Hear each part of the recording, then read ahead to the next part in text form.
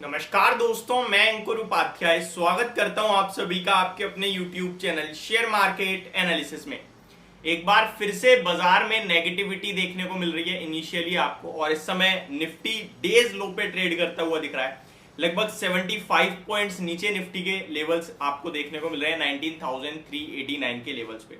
Sensex में भी exactly same कारोबार हो रहा है, डेज लो पे ट्रेड कर रहा है सेंसेक्स 220 पॉइंट्स नीचे। अभी बाजार खुले हुए 45 मिनट्स होते हुए दिख रहे हैं, लगभग 10 बजे का समय है अभी।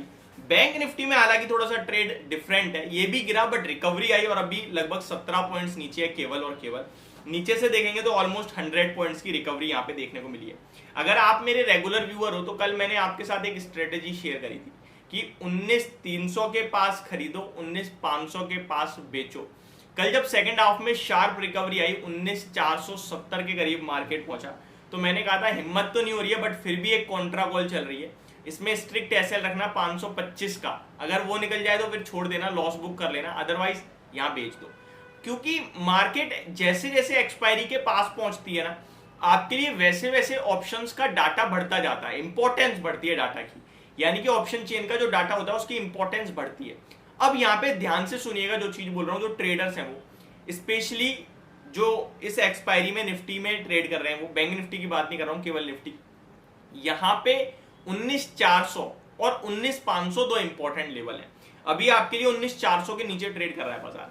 जितनी देर 19,400 के नीचे ट्रेड करेगा उतना ज्यादा आपके लिए 19,350 और 19,320 आते हुए दिखने के चांसेस बढ़ जाएंगे, क्योंकि 19,400 पे आपके लिए पुट राइटर बैठा है जो अभी रिस्क पे आ रहा है। आज एक्सपायरी पोजीशन तो उसे कट करनी ही करनी है, तो वो देखने वाली बात है कि कितनी देर खुद को रोक पाएगा। बट मार्केट ज्यादा देर यहाँ पे सस्टेन करती है तो फिर वो जो कॉल राइटर है वो और हैवी होंगे और 500 से शिफ्ट हो गए 400 पे होंगे, जिसकी वजह से बाजार नीचे आ सकता है। अब दूसरी कंडीशन सुनिए, मैं आपके साथ ऐसा नहीं कह रहा बेचो, मैं कंडीशंस बता रहा हूं, समझने की कोशिश करना। कुछ लोग कहेंगे दोनों तरफ की बात कर रहे हो, मैं आपको यही तो समझाने की कोशिश कर रहा हूं कि क्या हो सकता है। तो दूसरी तरफ वही सेकंड हाफ में होगा तो फर्स्ट हाफ में नहीं होता है शॉर्ट कवरिंग। सेकंड हाफ में अब मान के चलो मार्केट पूरे 2 बजे तक आपके लिए 19,350 320 पे रहे और 2 बजे के आसपास रिवर्सल आए, तो फिर वहां पे जो ये शॉर्ट पुट राइटर्स बैठे हैं ना, जो पुट कॉल को राइट करके बैठे हैं, सॉरी पुट राइटर्स कह दिया मैंने, कॉल को जिन्होंने राइट करा है वो रिस्क पे आएंगे और फिर वो पोजीशन कट करेंगे अपनी, जिसकी वजह से शॉर्ट कवरिंग आएगी जो ऊपर में कहीं भी ले जा सकती है आपको। 19,400 450 500 550 कहीं भी ले जा सकती है, वो शॉर्ट कवरिंग होती है जिसमें इंट्राडे का ही मूव होता है। कल से हमें कोई मजबूती नहीं मिलेगी, हम समझ लेंगे। लेकिन अभी के लिए क्या करना है क्या नहीं करना, भैया अभी तो मिड में खड़ा है, कुछ राय नहीं है। 320 के करीब मैं फिर से एक कॉन्ट्रा कॉल लेने की कोशिश करूंगा, बट सेम एक्सपायरी की नहीं, आज की नहीं, अगले वीक की, क्योंकि आज तो मेरी पोजीशन वैसे ही जीरो हो जानी है ना फिर जाते जाते, तो उसकी नहीं, अगले की। और अगर दोबारा रिवर्सल आता है तो फिर मैं पुट बेचूंगा, सॉरी पुट खरीदूंगा, बेचूंगा नहीं खरीदूंगा, और अगली एक्सपायरी अगर 500 के पास पहुंचता है तो ये मेरी स्ट्रेटेजी अभी भी स्टिल बनी रहेगी।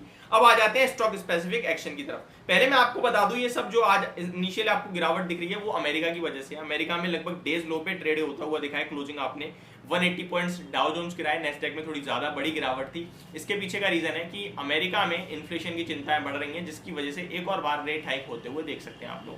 उम्मीद पहले से ये रेट हाइक की, बट उनका इन्फ्लेशन का डाटा तो अच्छा आ रहा है, हमारा इन्फ्लेशन का डाटा खराब था, उससे अमेरिका क्यों रिएक्शन दे रहा है मेरे समझ में नहीं आ रही है।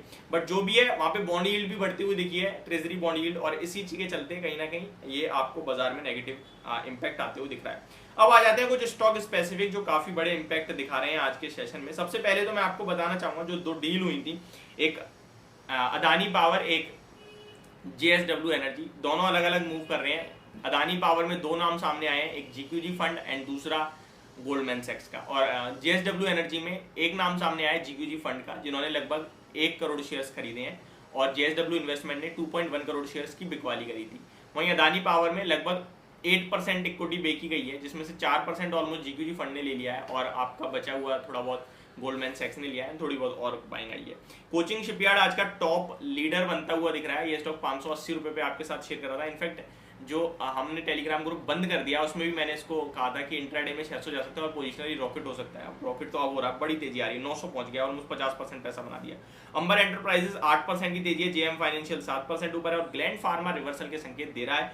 ये स्टॉक अपने नंबर्स के बाद जो 1100 वाला शेयर था 1650 होता हुआ दिख रहा है, और बाइंग आ रही है। इंटरेस्टिंग बात ये है, और फार्मा स्टॉक सारे ऊपर है, तो मुझे लगता है ये अब बाय ऑन डिप्स वाला स्टॉक है, यहाँ पे इसमें बिकवाली अभी भी नहीं करनी है, 2000 IR तक के लिए रुकना चाहिए। IRFC अपने OFS की खबर के बाद गिरता हुआ दिख रहा है, और काफी कमेंट्स मेरे पास ये थे कि भाई क्या बेच दें। डेफिनेटली आप पार्शियल प्रॉफिट बुक कीजिए। पार्शियल मींस आधा, और पूरा नहीं बेचना है लॉन्ग टर्म के लिए हो तो, शॉर्ट टर्म के लिए हो तो पूरा भी बेच सकते हो। ये स्टॉक सुपर्ब है, बहुत ही शानदार कंपनी है, बहुत ही बढ़िया मुझे लगती है लॉन्ग टर्म पर्पस से। बट अभी पार्शियल इसलिए बुक करना है क्योंकि OFS आएगा तो वो डिस्काउंट पे आएगा, वहां आप दोबारा पैसा लगाना अपना, तो ये मेरी स्ट्रेटेजी होनी चाहिए इस समय। JSW एनर्जी जैसा कि आपको बताया, इसमें स्टेक एक्सचेंज हुआ है, स्टॉक 3% नीचे, और अदानी पावर ऊपर है। रेडिंगटन इंडिया 2.25% नीचे है, और एप्पल के भी खराब नंबर, इनके भी खराब नंबर, बट ये भाव स्टॉक का लेने लायक है, बेचने लायक तो बिल्कुल भी नहीं है। ये अभी के कुछ टॉप लूजर टॉप गेनर है, बाकी मार्केट काफी अच्छी स्थिति में देखने को मिल रहा है। अभी 1250 शेयर्स पॉजिटिव है, जिसके सामने केवल 650 शेयर्स नेगेटिव है NSE पे, तो रेशियो बहुत अच्छा है, जिसके पीछे का रीजन है mid cap, small cap and bank Nifty. अभी के लिए सिर्फ इतना ही, अगली वीडियो में स्टॉक स्पेसिफिक बात करेंगे। कमेंट करते रहिए अपने स्टॉक का नाम। Thank you so much for watching this video, have a great day guys.